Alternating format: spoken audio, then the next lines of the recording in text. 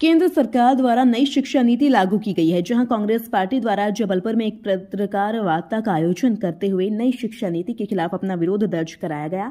जहां कांग्रेस पार्टी के पूर्व महामंत्री सौरभ शर्मा ने पत्रकार वार्ता के माध्यम से बताया कि केंद्र सरकार द्वारा नई शिक्षा नीति लागू की गई है, जहां छात्र छात्राओं के भविष्य के साथ केंद्र सरकार द्वारा खिलवाड़ किया जा रहा है। जहां 9वीं कक्षा तक के छात्राओं को कोचिंग न जाने के लिए नई शिक्षा नीति में कहा गया है, जिसका कांग्रेस पार्टी विरोध करते हुए आने वाले समय में आंदोलन पूरे मामले को लेकर करेगी। वहीं केंद्र सरकार अब छात्र छात्राओं पर अपनी मनमानी चला रही है, जैसे स्कूली छात्राओं का भविष्य खतरे में नजर आ रहा है। कांग्रेस पार्टी नई शिक्षा नीति के खिलाफ प्रदेश स्तर पर आंदोलन करने जा रही है। इंडिया आज तक के लिए जबलपुर से वाजिद खान की रिपोर्ट।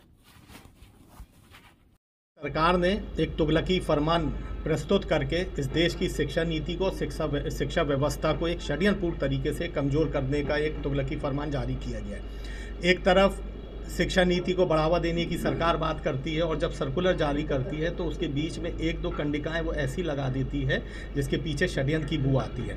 हम लोगों ने जो जनवरी 2024 में केंद्रीय शिक्षा मंत्रालय ने शिक्षा नीति जारी करी है उसका खुलासा करा है। इसमें केंद्रीय शिक्षा मंत्रालय के द्वारा आदेश पारित किया गया है कि हिंदुस्तान में जो बच्चा 10वीं तक अथवा 16 वर्ष तक का है वो कोचिंग व्यवस्था नहीं ले सकता, कोचिंग में पढ़ नहीं सकता।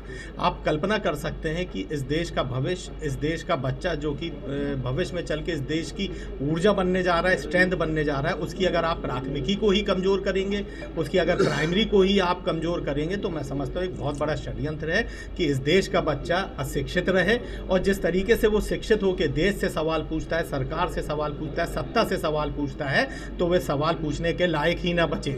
आप सोच सकते हैं कि जब बच्चा पहली से लेकर 10वीं तक रहता है उतना परिपक्व नहीं होता, उतना मैच्योर नहीं होता, थोड़ी मैच्योरिटी उसके बाद आती है, उसके पास आती है तो 10वीं कक्षा के बाद आती है। पहला।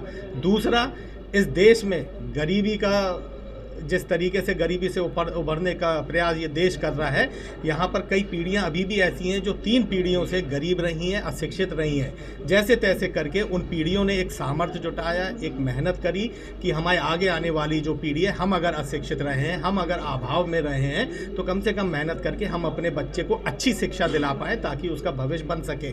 वह परिवार जो कि अशिक्षित है, अगर उसके बच्चे को प्राथमिकी शिक्षा ट्यूशनों में, कोचिंगों में अगर नहीं मिलती हैं तो उनके बूते की बात नहीं है कि वे घर में उसको पढ़ा सके। ये तमाम विसंगतियां इस सर्कुलर के जारी होने से इस देश को सामना करना पड़ेगा। इस बात का हम लोग विरोध करते हैं, इस तुगलकी फरमान का हम लोग विरोध करते हैं। इसको लेके कल 3 बजे कलेक्टर महोदय के द्वारा हम लोग इस देश के प्रधानमंत्री